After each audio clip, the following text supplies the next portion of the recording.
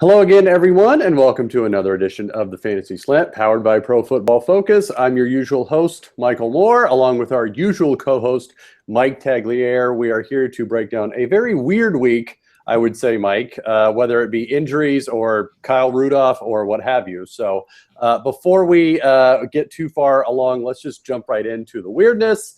The first game on our docket, Mike, Redskins-Giants. Redskins squeaked by 29-27. Very similar game for Eli Manning as last week. A lot of yardage, not many touchdowns. What do we make of that so far? They're not executing when you get down to that area. Part of it has to do with the fact that they don't have a really strong run game. You look at Rashad Jennings out this week. Actually, Shane Vereen stepped in, played decent. He scored a touchdown. He was a fine cash game play. I talked about him this morning on my show, and that, he was a cheap option. But the run game, the fact that they're lacking so much there, I don't think they have that true threat, which is, it was a puzzle to me in the begin with when they talked about Rashad Jennings being like the guy when they drafted Paul Perkins, when they brought Shane Vereen there in free agency. Like, all this stuff just didn't really add up to me. But that's the problem. Another problem, though, is that they've played a couple division games. Sometimes it's tougher to beat a division opponent, which is why I didn't necessarily love Eli this week. Eli, when he's playing in the division, he typically doesn't have huge games. So therefore, I wasn't really expecting too much, especially when you look at the fact that Odell Beckham was going to be shadowed by Josh Norman, and you figured he would at least slow down the offense a little bit. But yeah, it's definitely worrisome when he's thrown for over 700 yards and has one touchdown. That's never a good thing. Eli Manning struggled a little bit thus far. Yeah, and you had touched on Vereen splitting carries with Orleans Darkwa, of all people. So should Jennings miss any more time, Mike, are either one of these guys, Vereen's probably picked up in several leagues, but is Orleans Darkwa anyone to monitor from the waiver wire this week? He kind of is. You have to pay attention, considering how many touches did he get in this game? He had 10 carries, and then Vereen had 11. So pretty much a 50-50 split for those guys. And you got to figure it's going to be somewhat close to that going forward. The Giants next week, I had the sheet up, and I don't know what happened to it. But the Giants next week, I want to say they have a really good matchup. And I feel like... Well, they're at the Vikings, just for the record. Okay, so I was thinking of a different team. But no. So for me, it's still Shane Vereen. He's the one that you'd want to own. Darkwa is more like that panic play, but when we're talking about a waiver wire that's desolate right now, because you look at all the players that have been picked up over the last couple of weeks. We're talking about Kenyon Drake today. Like, he was like a legitimate option that people were picking up. So I guess Orleans Darkwa wouldn't be the worst thing, because he's the closest thing they have to like a first and second down running back, because I just don't think that Shane Vereen actually fits that role. But against the Vikings, yeah, Shane Vereen should be more than involved in the passing game. So he should fill a flex role if Rashad Jennings is out once again. Well, and they didn't run the ball a lot, Mike, but they ran it effectively. They both, Orleans Darkwa and Vereen, had 5 yards of carry on both sides. Well, it was Washington, though, too, and Washington's been struggling versus the run as well. Right. So speaking of Washington, I made a note. So they had the least amount of carries through 2 weeks before entering this game at 29. They seemingly made it a point this week because they ran it 30 times in this game alone. Matt Jones, again, leading that committee, 17 carries for 65 yards. It's a good, not great option for Matt Jones. It seemed like he's, averaging right at 4 yards a carry or a little below. But I don't think there's anything beyond that, right? I don't see any big games coming soon for him. For Matt Jones, that was the matchup. That's what I was thinking. I knew it was somebody in the NFC East that next week that I liked their matchup, and it was actually Matt Jones, because I just pulled up the schedule because I did have it up. They're playing the Browns next week. So Matt Jones, he's somebody like – this is how I feel about Sammy Watkins right now, just so you guys know. I traded away Sammy Watkins in exchange for John Brown and Matt Jones recently. That basically tells you that is desperation, my friend. It was, and this was a league I started 0-2 in, so I was like, I felt the need that I couldn't wait for Watkins to come around. I wanted to get whatever I could for him because, guys, there's a lot of, there's some serious worry in my mind that Sammy Watkins is going to be like a Dez Bryant of this year where they're going to shut him down. The Bills are not going anywhere. We're not going to sit here and pretend because they beat the Cardinals today that they're a good football team. They're not. I was worried about it, but Matt Jones is a guy, he's going to be on my bench except for good matchups. And, next week at the Browns is one of those matchups where he's going to see plenty of carries. They're going to be at home too. So, for me, Matt Jones will be startable next week, but he's still somebody that you can never have too much faith in when you have him in your lineup. Right. All right, let's move on to a bit of an upset, I would say. Vikings 22 against the Panthers, who are at home, only scoring 10 points. Cam Newton, 262 passing yards, 3 interceptions and no touchdowns, 26 rushing yards and 1 rushing touchdown. It seemed to me, Mike, this can be pinned on the lack of Jonathan Stewart and the lack of an effective running game. Is that fair? Game plan itself, it was flawed because Kelvin Benjamin saw 1 target, Devin Funchess saw 2 targets, Cam Newton was sailing his throws high again. When your top 2 wide receivers, and yes, I said top 2 because there's no way Ted Ginn is better than Devin Funchess. When your top 2 wide receivers, so Cam Newton threw the ball 35 times this week. Devin Funchess and Kelvin Benjamin saw 3 targets. They didn't catch any of them. But when you throw to your top targets 3 times, there's something wrong there. This was a game plan problem. It didn't even have to do with the running game because Cameron Artis-Payne, Fozzie Whitaker, they did just fine. I don't think we expected anything big out of them. But Cam Newton was just off his game. He kind of looked like he did, if you remember, the 3rd preseason game when Ron Rivera kept putting him back out there because he wanted to reinstill the confidence in him. And Cam Newton's a quarterback that relies so much on confidence, and it was shot today. He did not play well. They didn't game plan well. It was a terrible outing for them. But the Vikings, man, 2-0 with Sam Bradford at quarterback. Good for them. Well, and speaking of those Vikings, Mike, so it's not like the Minnesota offense had a lot to be proud of either. Let's face it, their defense and special teams carry the day. But their running game, not very effective. 24 carries between McKinnon and Asiata for 58 yards. Sam Bradford only threw for 171 yards. He did have a touchdown. Really the bright spot, who would have thought we would be saying this at any point? Kyle Rudolph, 7 receptions on 10 targets for 70 yards and a touchdown. I think we have to start taking Kyle Rudolph seriously, Mike. Yeah, I think you do too. He's getting the targets from Sam Bradford. And if every quarterback has a different guy that they go to. And if Sam Bradford likes the tight end position, he likes him. Charles Johnson hasn't done anything. I think it's only a matter of time until Laquan Treadwell works his way into the starting lineup. Charles Johnson had 2 targets today, didn't catch either of them. Stephon Diggs is going to continue to see double teams, guys. There was a lot of people talking about him as the chalk play this week, in FanDuel, DraftKings, because his price hadn't caught up with what he had done. And I told people to calm down a little bit because Sam Bradford in week 2, he had his 2nd highest PFF grade in a game ever. So I said, be careful. This Sam Bradford that you're seeing is not the Sam Bradford you're going to get every single week. And, that kind of reared its ugly head against Carolina, even though Carolina is starting 2 rookie cornerbacks. But, Diggs, just 4 catches for 40 yards today. I think you're going to have some up and downs with Bradford at quarterback. It's the same thing with Kyle Rudolph, but it's a rare thing in today's NFL to have a starting tight end that you actually believe in week over week. So, Rudolph is kind of fit in there with the low-end tight end 1 conversation.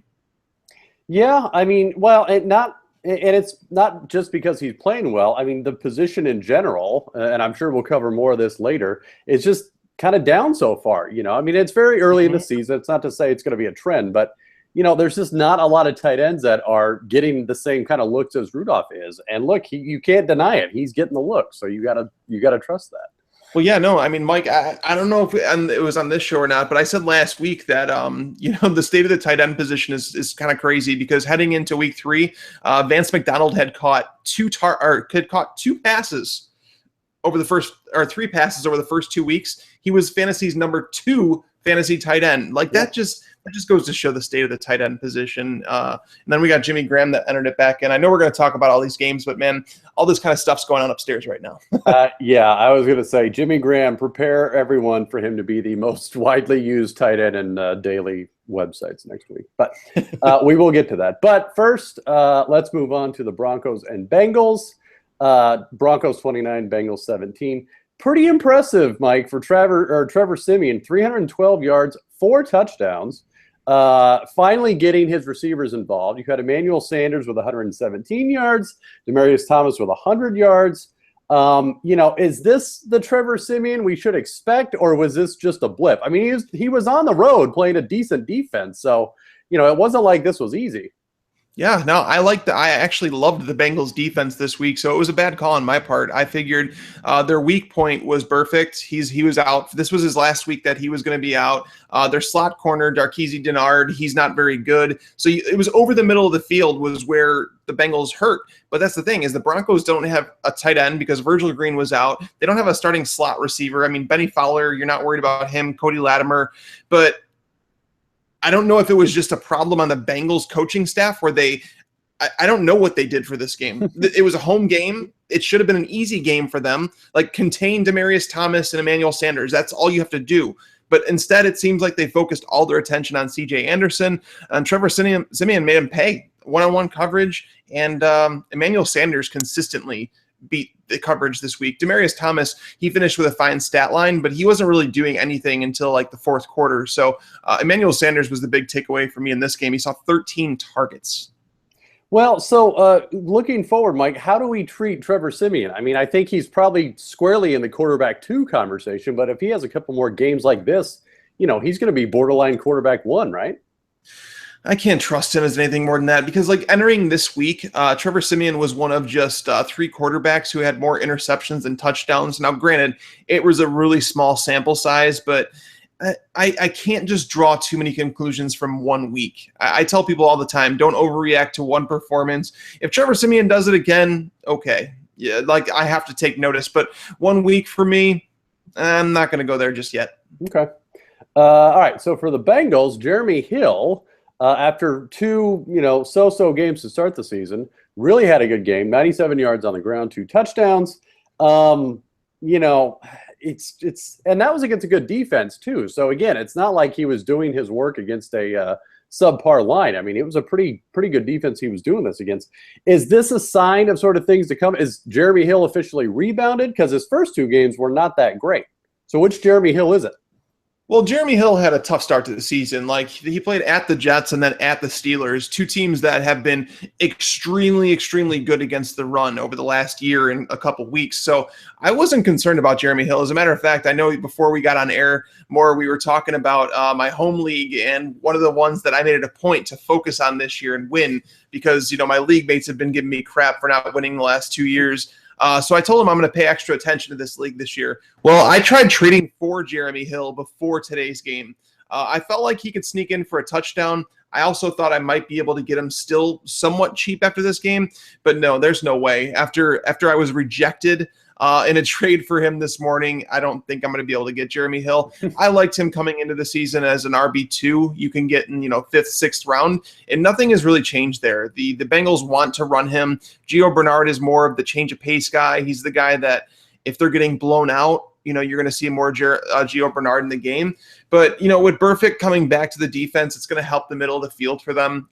They don't have very many weaknesses. It was just, I'm going to attribute this to a bad game. One that they didn't prepare for. Maybe they took it lightly considering it was Trevor Siemian. Who knows? But Jeremy Hill is someone that I would have been targeting before this game. I don't think it was just a flash in the pan for him. I think he's legit an RB2 going forward. Okay.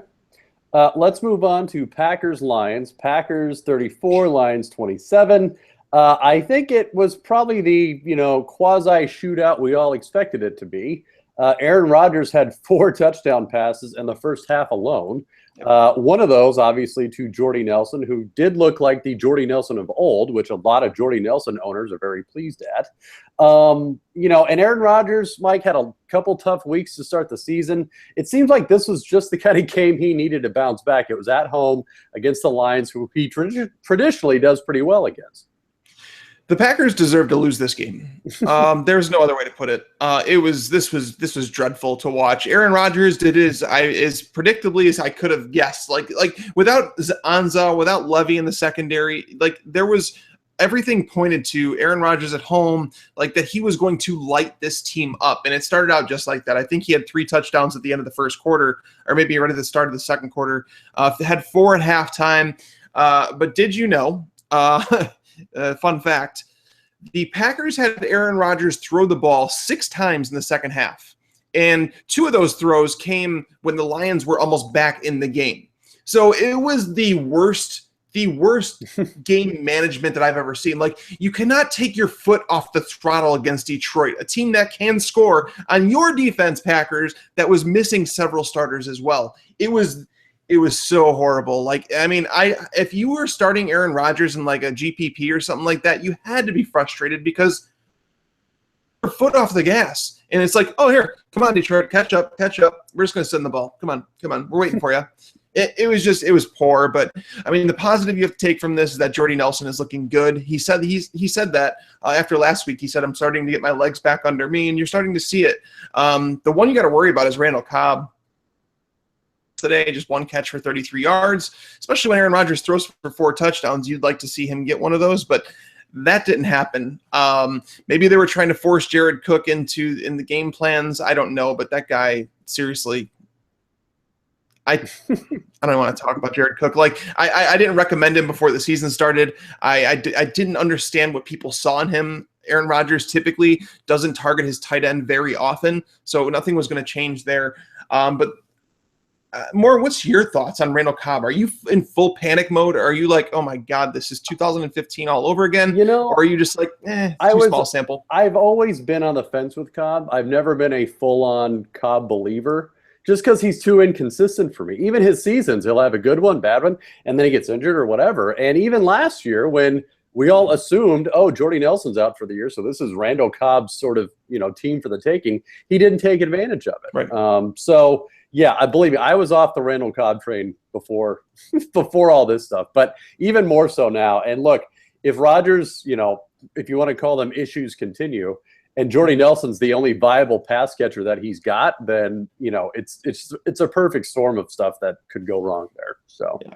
All right. So before we move on to the Lions, who had a very good fantasy day, I wanted to cover Eddie Lacy real quick, Mike. So he had 100 yards. But again, as you sort of touched on, I mean, a lot of it was, hey, they're ahead by 30, so we might as well run the ball.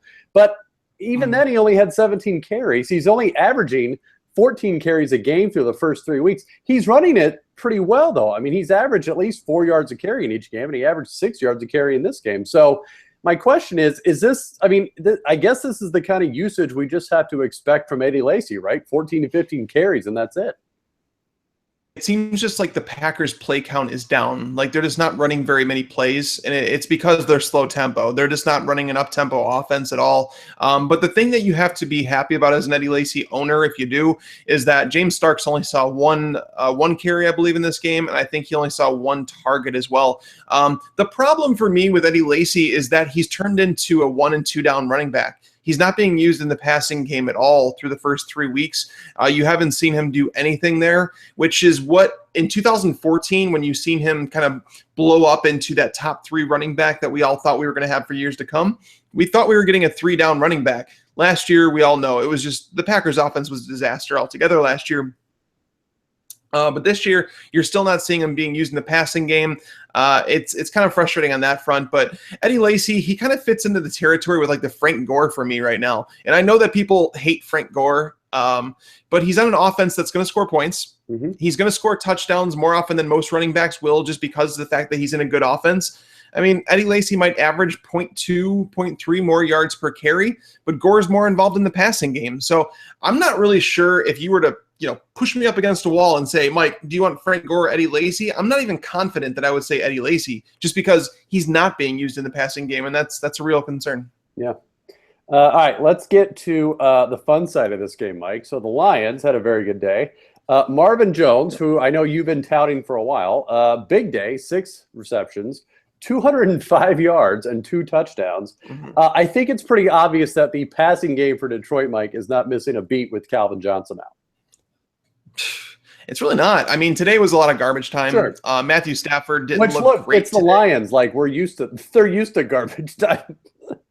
It's very true. It's very true. Their defense just happened to be worse than normal today. But Marvin Jones, it was kind of crazy that he did all this in a game where he saw the least amount of targets that he has all year. In weeks 1 and 2, it was 11 and 10 targets. And then this week he only saw 8, but he turned them into massive gains. Matthew Stafford, actually, I was just going through a piece that I'm doing for PFF that's going to come out tomorrow morning. That Matthew Stafford, it was 148 of his yards 2 of those were touchdowns that went to Marvin Jones. But the real worry for fantasy owners and people that before the season started, and I try not to do this. I try not to say, "Oh, I told you so." But what I'm saying is that I warned people that Anquan Boldin was going to eat into Golden Tate's targets more than people thought, is that they work in the same area of the field. You see their average depth of target is almost identical. And even this week, you see Anquan Boldin 6 targets, Golden Tate 5. Boldin got the touchdown. It's a mess. This was an ideal situation for Tate to master across the middle of the field. He didn't do it. It was Ebron and Anquan Boldin that did, and then Theo Riddick obviously chiming in the way he does. But man, if you own Golden Tate, you should be extremely worried. This isn't like he just got off to a bad start. He'll bounce back. I just don't know if his role isn't being eaten up by Anquan Boldin, Eric Ebron, and Theo Riddick. They're all in that same part of the field, and that's the reason I liked Marvin Jones coming in. All right, let's move on to Ravens, Jaguars. Not quite the offensive game that we had that previously. Kind of an ugly game, Mike, all the way around. So you had Blake Bortles. Mm-hmm. That's probably going to be the big story for this week. 194 yards, 2 touchdowns, 3 interceptions. You know, Bortles was very good fantasy-wise last year, Mike, and I think people thought, maybe they're going to run more. He won't have to pass as much, but he's had to pass just as much, but has not been as good. So do we have to start worrying about the Jaguars offense as a whole now? Should worry about him. I think it's a similar thing to last year. I think Bortles will still get the garbage time. Like as you saw today, he threw a couple touchdowns. He threw a couple picks. He got sacked 4 times. He'll end up leading the league in sacks, I'm sure. But today he was missing his starting center. He was missing his starting left tackle. That'll be an issue for any quarterback, especially, when you're facing a front 7 like Baltimore. Baltimore can bring the pressure. They stop the run extremely well. I just find it hilarious that everybody was ragging on TJ Yeldon the first couple weeks for how bad he was and his yards per carry against the Packers and this and that. And then Chris Ivory comes in 12 carries for 14 yards. This offensive line is the problem. They've been the problem. See the good teams in the NFL, they have guys that can block for their quarterback. They have guys that can block for their running backs. And right now, the Jaguars' offensive line isn't doing that. They do need to get the center and the left tackle back healthy. That would help first and foremost. But I think Blake Bortles is in a similar spot to last year. The defense is still struggling. That's the one area where people thought they'd get better. They have their draft picks. They got their free agent signings. Everything seemed like it was going in the right direction except for results, because this Jaguars defense through a couple weeks is worse than they were last year. All right. Right. Well, the Ravens, not much better. They did win the game, but Joe Flacco, not a great game. I wanted to talk, Mike, about Steve Smith. It's not like he had a lot of impressive numbers the first couple weeks, but I think it's fair to say he is the wide receiver to own there. He does lead the team in targets, or rather he's tied with Dennis Pitta, who's a story of his own. 8 for 87 this week with Steve Smith. Is he the guy to own for you, or are we still, waiting to see if another guy emerges there?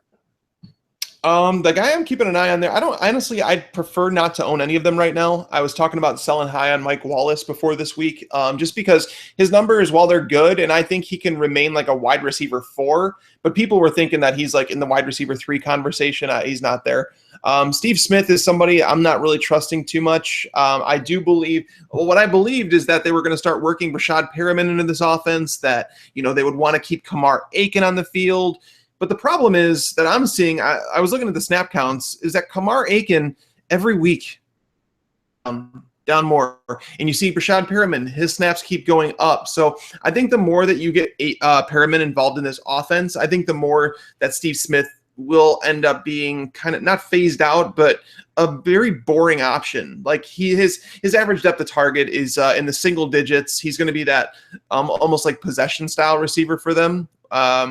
So Steve Smith, I think he could fill a bye week for me. But outside of that, him, Wallace, Perriman right now, they're guys that you just want as a bye week option, where if like you have an injury and you need to throw someone in there, I think that's fine in good matchups. And Flacco's had quite a few of them.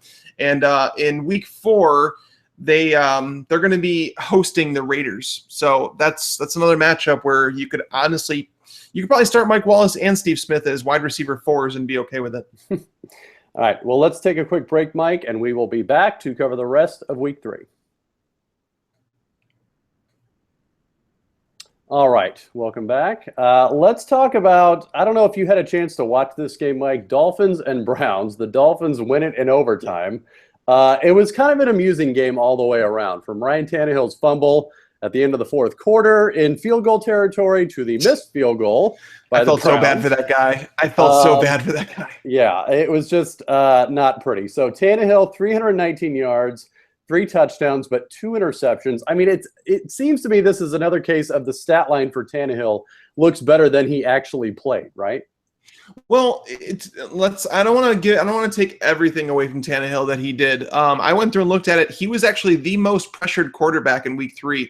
On 45% of his dropbacks, he was pressured. So the offensive line wasn't really doing their job. The run game posed 0 threat. Like Kenyon Drake, I'm sorry, you're not a starting running back yet. Like he might be at some point. Jay Ajayi, he showed a little burst in the game winner, when he got to the edge. But Tannehill, he had ups and downs, but I think we're used to that with Tannehill. I don't think you could ever accept him for what he is and just say that we're going to win with him every week. He's just a guy that you could play in like this week. I think he was a fine cash game option. I don't think you would have played him in like a GPP just because you're looking for ceilings. And I don't think Ryan Tannehill offers like a 4 touchdown upside. I think he was a solid cash game option this week that was going to throw 2 touchdowns, 250, maybe 300 yards. And he did better than I thought, 319 and 3 receptions, because that's just who Ryan Tannehill is. And then on the Brown side, so you had Cody Kessler, who a lot of people were very afraid of and very eager to start the Dolphins as a streaming defense this week. But look, he had 244 yards, no touchdowns, no interceptions, but look, the offensive guys on Cleveland still did pretty well. I mean, you had Crowell in the run game, 79 yards. Terrell Pryor, who busted out with Corey Coleman out with the injury, 8 receptions for 144. Gary Barnidge, looking like his old Gary Barnidge self, with 5 catches and 66 yards. So is this just a case, Mike, of the Browns going against a, not great defense? Or, I mean, is it okay to start thinking that the Browns skill position players might be okay? It was kind of part of both. I think it was good game planning on Cleveland's part. I think that Hugh Jackson pulled out all the stops, and they almost pulled out a win. They actually should have gotten the win in this game. Terrell Pryor, they're using him all over the field. They used him carrying the ball. They used him as a receiver. They used him as a quarterback. Like, the thing I take away from this game is that Josh Gordon might be okay. I was worried when Kessler was the starter. I'm like, man, we have no idea about this guy. We don't know if he's going to throw for 150 yards every game. Almost, is he going to Case Keenum this team? And, I mean, he did pretty well for his first start. I mean, we can only take so much from it because it was his first game. But if they keep using Terrell Pryor the way they were, that can create issues with the defense where they don't even really know what to do when Terrell Pryor goes back there in the Wildcat, and he could run an option, and then also if they're not bringing pressure, he could drop back and pass it to Josh Gordon or Gary Barnidge. And Barnidge, I want to say a couple of his passes that he caught were from Terrell Pryor. So I want to see another week from this offense, but it was definitely interesting. That's the best way for me to put it. It was interesting. That's not bad, that's not good, but interesting. So. Yeah, it was extremely interesting, and I did watch a lot of that game because I was obviously a Ryan Tannehill supporter in this game. Recommending him. I thought you were just a glutton for punishment, but that's fine. Well, that might be it. All right, let's move on to Raiders and Titans. The Raiders do win 17-10. DeMarco Murray, I think he's here to stay, Mike. 114 rushing yards and a touch. Five catches, I should say, for 41 yards. I mean, he's a legit running back one, no matter how bad this Tennessee team is, right? He is. He really is. DeMarco Murray's running great. This week he broke 5 tackles on his 16 carries, which was the most in the NFL on carries, the 5 broken tackles. He's looked good. I think that DeMarco Murray realized what happened in Philly is that he can lose the job to a backup. And Derrick Henry is not a slouch. And DeMarco Murray knows that he needs to play well in order to keep that job. And honestly, to this point, you can't even sit here and tell me that Derrick Henry is a better running back than DeMarco Murray. You can't say that after the way that they played. DeMarco Murray looks fantastic, and he's done everything he's been asked to do. The problem with Tennessee doesn't lie with him. It lies with Marcus Mariota and the passing game, which them this week against Oakland, just because when you're without Delanie Walker, it changes things. I looked at Marcus Mariota's numbers throughout his short career that he has, with when Delanie Walker sees 5 or more targets and when he sees less than that. Basically, Mariota struggles when Delanie Walker is not involved in the game plan. So when we found out that he was inactive this morning, I downgraded kind of everybody on Tennessee's side of the ball, with the exception of DeMarco Murray, because I figured he would see more carries. But DeMarco Murray, he excelled once again, and there's no reason to believe that you don't keep trotting him out there as a high-end RB2, low-end RB1 every single week. On the flip side, Mike, we had the Raiders run game, which is just a mess, I think is the correct term.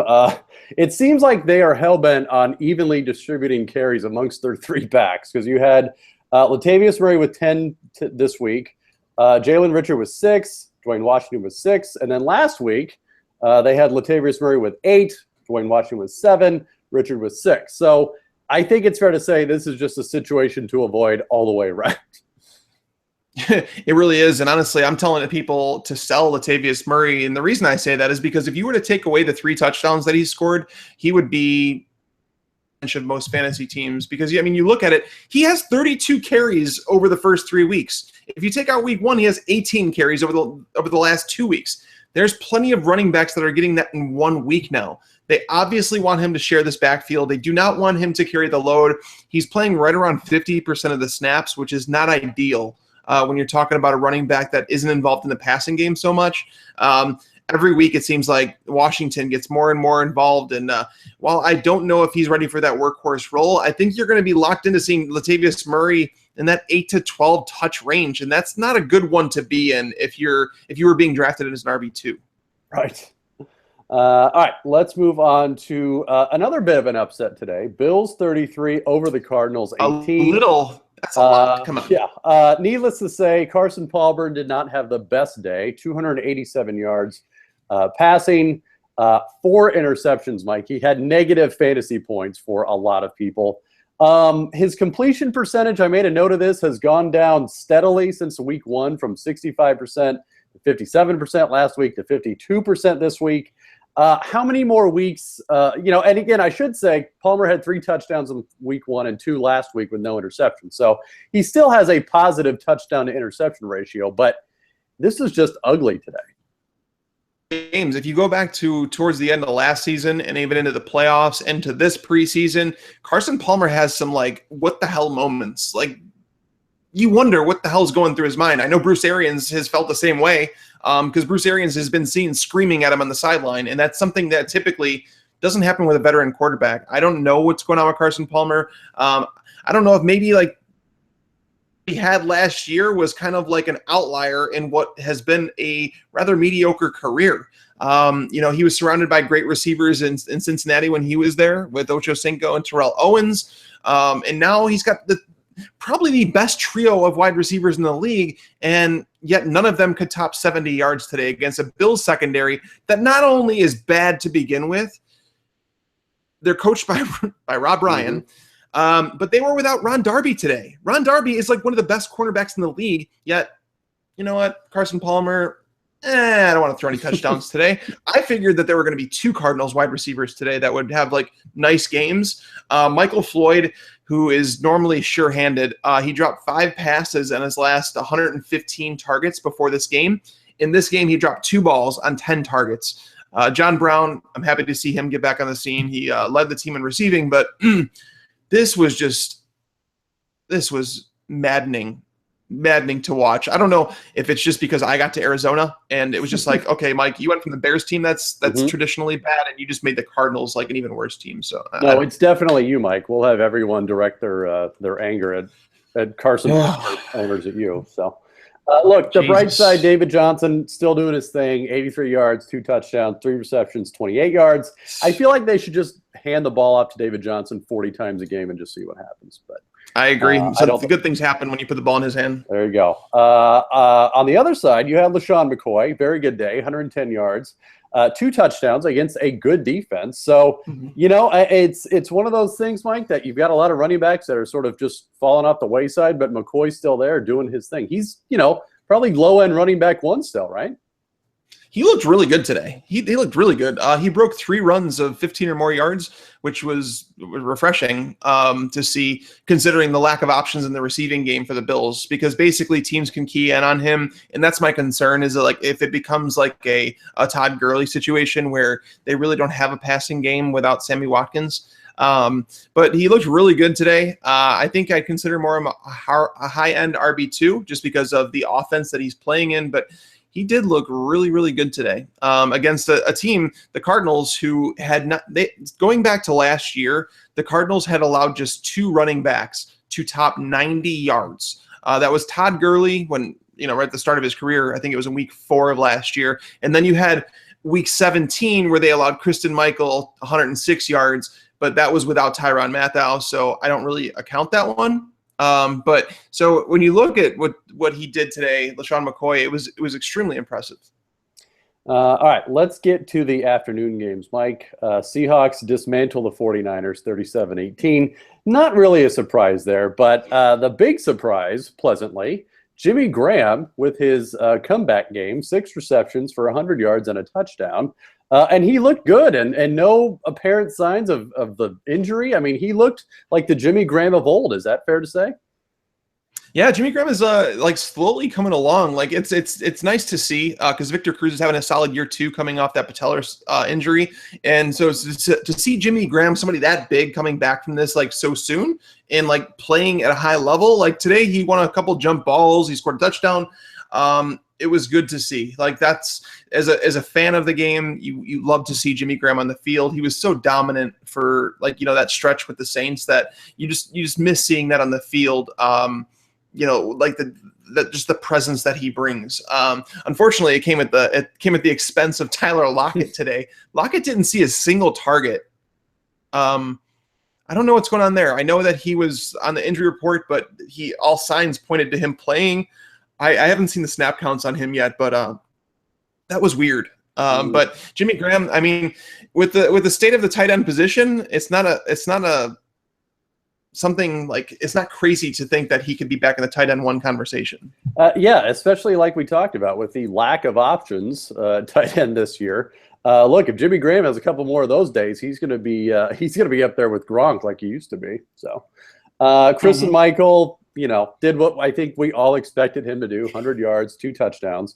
I don't know. I mean, and this is the question going forward, Mike. I mean, you've got Thomas Rawls, who obviously didn't play because of injury, but even when he comes back, I got to start thinking that they're going to start deferring to Michael, right? That's the thing. Is so heading into week 1, I legit believed that Thomas Rawls would be in for a series or 2. They'd want to see how he feels. And if he was mediocre, maybe 3.5, 4 yards per carry, they'd be like, all right, we're going to let Michael do his thing, see if he can continue where the preseason what it was showing us. And Kristen Michael, he came in and I said that if he set the world on fire, that there was no way Pete Carroll could take him out. But he didn't do that. He was decent, but it still left the door open for Rawls as a return. After today's game, I'm buying Kristen Michael. I don't think that Thomas Rawls gets this job back until Kristen Michael struggles. The problem is that the offensive line is brutal. Okay, having Russell Wilson back there helps any running back. It's going to help create that dual threat. Teams are afraid of the pass. Russell Wilson got hurt in this game again. It was his left knee. It was his right ankle before. So I know he wanted to go back in the game. They wouldn't let him go back in because it was already a blowout. I just don't know how Seattle handles Russell Wilson at this point. There was a point where Doug Baldwin actually walked over to Russell Wilson and was kind of yelling at him, saying, "Hey, what the hell are you doing? What do you even want to be in the game for? Like, we're winning." And Russell's like, it's okay, and this and that. But if Russell Wilson doesn't start, I downgrade the entire team. It's Kristen Michael in the run game. But as long as Russell Wilson's out there, I think you have to consider Kristen Michael as an RB2, a strong one at that. All right, let's go to another dismantling. This one we probably didn't quite see coming. That would be the Eagles tearing down the Steelers 34-3. Carson Wentz, again impressing, 300 passing yards, 2 touchdowns. In hindsight, though, Mike, not really that surprising. I mean, Pittsburgh was second to last in passing yards given up this season, so not much of a surprise. I did want to cover the run game for the Eagles. You had Wendell Smallwood, who was a favorite of dynasty players before the season, actually lead the team in carries, and it wasn't even close with 17. Ryan Matthews with only 2. I've checked for injury. I don't think Matthews got injured, right? Matthews, they said, so here's the deal with Matthews. I was wondering myself because I wonder how long this has been going on because this is new information. So I was telling people to sell on Ryan Matthews before this week. And the reason I was telling them to do that because he had only played 37% of snaps coming into this week. And I was like, I guess Darren Sproles is just the guy that they want to be the part and everybody else kind of rotate and that they'd use Matthews around the goal line. Pittsburgh's good against the run, so I didn't like Matthews too much this week to begin with. But then the game started going on, and it's like you see 1 carry for -5 yards, and you're like, okay, where's he at? And he just wasn't playing. You saw Barner out there. You saw Sproles. You saw Smallwood. Everybody was out there, and it was just like, what's going on? So I looked more into it, and basically Adam Kaplan came out. It wasn't until like the middle of the game, which was the weird part for me. Like, why report something like this in the middle of the game?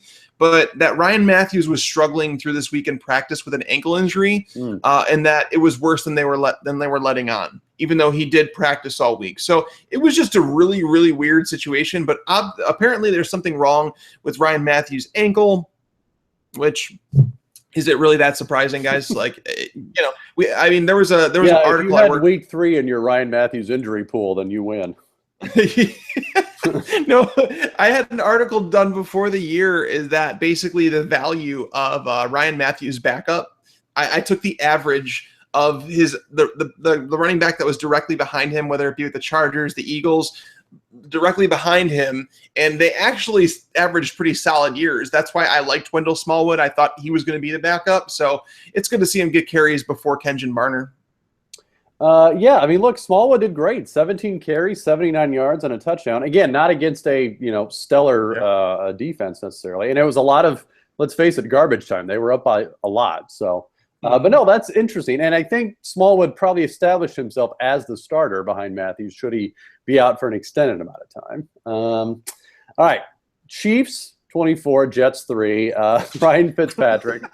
188 yards, 6 interceptions. No, you did not mishear that. 6 interceptions.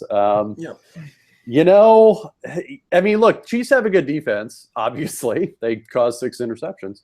And Fitzpatrick, Mike, not off to the greatest start this year. It seems like he's coming back down to earth a little bit.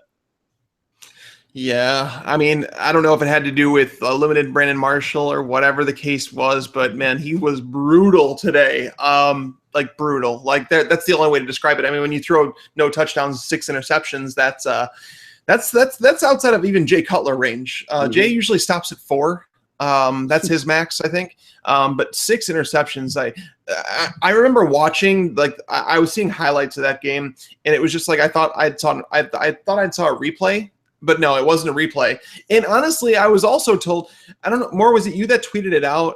I know someone did, that basically he threw interceptions on 1st and 2nd down. But then the 3rd time they actually intercepted it. So he actually threw more picks than 6. That wasn't me, but that's pretty amusing. That's basically what happened in the game.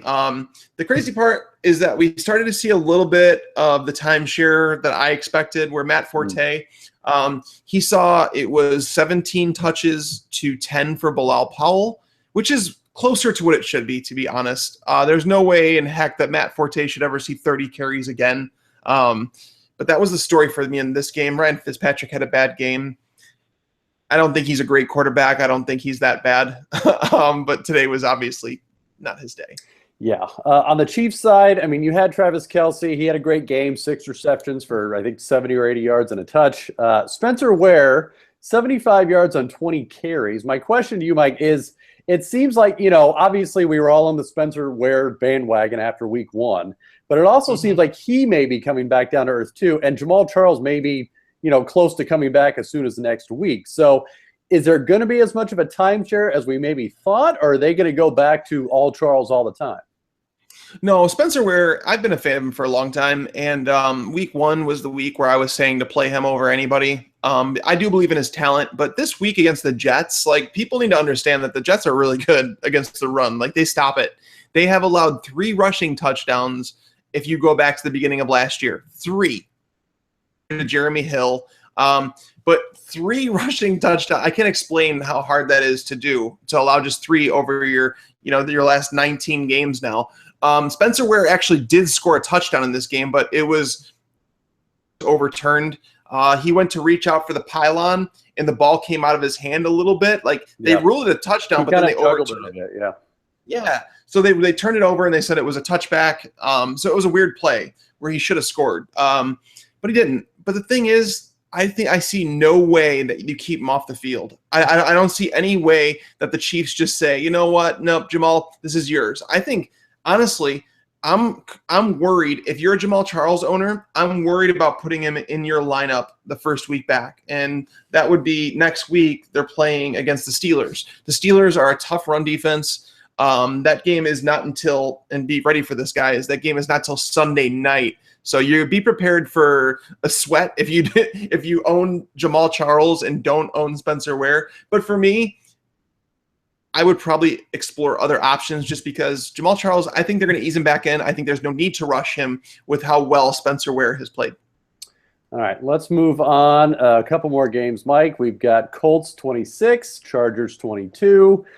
Quite the back and forth here. Not as big of a shootout, I think, as we maybe had hoped or thought it would be. On the Chargers side, you had Phillip Rivers. I mean, he had a sort of Eli Manning-esque game. 330 passing yards, no touchdowns, no interceptions.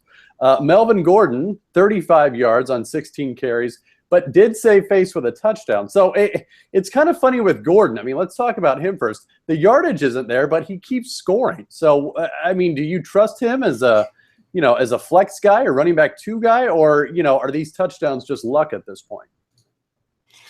Honestly, I think Melvin Gordon, I think you could lock him in as an RB1 now. And I know that's I don't know what the talk around Melvin Gordon is and what you can get in a trade for him, but I would imagine it would take an awful lot. You're talking about a guy that's going to be guaranteed like a minimum of 15 touches per week. That's even in a bad matchup, because with Woodhead out, he's going to be forced to use in more passing situations. You saw it today. He had 7 targets in a game where it was kind of back and forth, so it wasn't even like a pass-heavy game or anything like that. He caught 4 of them for 43 yards. He's going to see a lot of that. He's going to Phillip Rivers actually dumps it off to his running back more than people know. I would say you could say every week that you pencil in Gordon for 2 or 3 catches, like minimum, and then kind of build from there. The matchup was great, so the 35 yards on 16 carries isn't ideal, but what was promising is that the Chargers, what happened, Gordon carried the ball, or it was a screenplay, I think. He gained like 15 yards. They pulled him out of the game. McCluster came in. The next play, they got it to McCluster. He got it down to the 1-yard line immediately. They're like, "Oh, Gordon, get back in there!" Like, there was no hesitance. There's no hurry up. Like, we need to score here. They know they want Gordon in those situations, and he's producing. There's no reason to take him off the field. So for me, Melvin Gordon's an RB1, and if you own him, congratulations. So on the Colts side, Mike, we had T.Y. Hilton, who had a very T.Y. Hilton-like game, 8 for 174, I think, and a touchdown. Clearly led the team in targets with 11. But I wanted to talk about Philip Dorsett. A lot of people were buying Philip Dorsett this week with Moncrief out, assuming that he would just slide right into that sort of second on the target list, but only finished with 4 targets, well behind the 2 tight ends, Doyle and Allen, and I think tied with Josh Ferguson out of the backfield. So, is this Dorsett thing, is this just a blip, or should we expect this kind of distribution with Moncrief out? No, I think it's kind of a blip. I think it was like I don't think that the Colts had much time to figure out their offense. I think that's why Andrew Luck struggled in this game too. Anytime that you field a 2 wide receiver set and you have 2 wide receivers under 6 foot tall, that's a problem. I know Dwayne Allen is the only guy and Jack Doyle are the only guys over 6 foot, so you're going to see them utilized in the red zone a lot more often than T.Y. Hilton or Philip Dorsett. I didn't like Dorsett that much this week. I thought that T.Y. Hilton would be in the slot more often than people realize. He plays in the slot a lot, and that Jason Verrett would actually slide out to cover Philip Dorsett. I mean, it didn't really work out that way. T.Y. Hilton just burned Jason Verrett all over the field. Like, T.Y. Hilton had a fantastic game. Like, there's no other way to put it.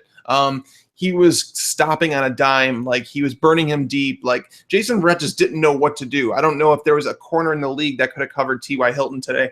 But I think Philip Dorsett should bounce back into wide receiver 3 territory next week. I think this was just a game where they took advantage of T.Y. Hilton running some crazy routes. And Mike, can we start taking Jack Doyle seriously? Please. Can't we? We have to. Second on the team in targets and receptions. You have to.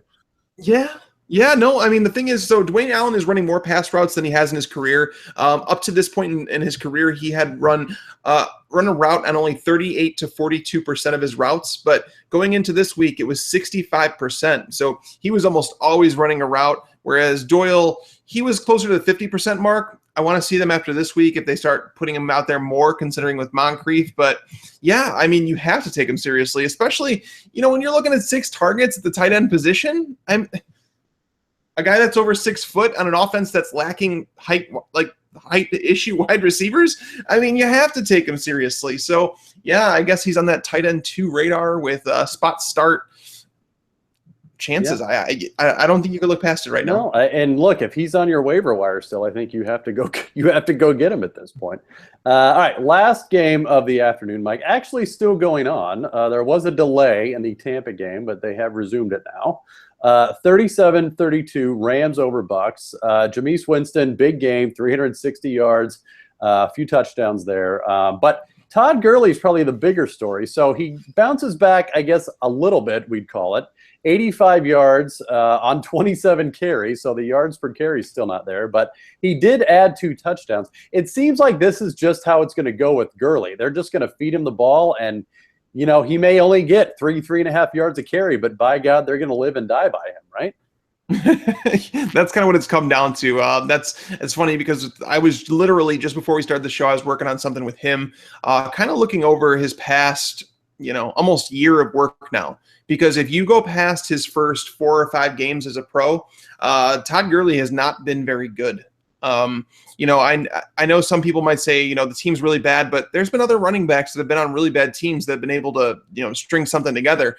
But after his it was either the first 4 or 5 career games, Todd Gurley has averaged, it was like 3.61 yards per carry. That's well below the NFL average. Like, if you're not averaging over 4 yards per carry, you're not going to last too long.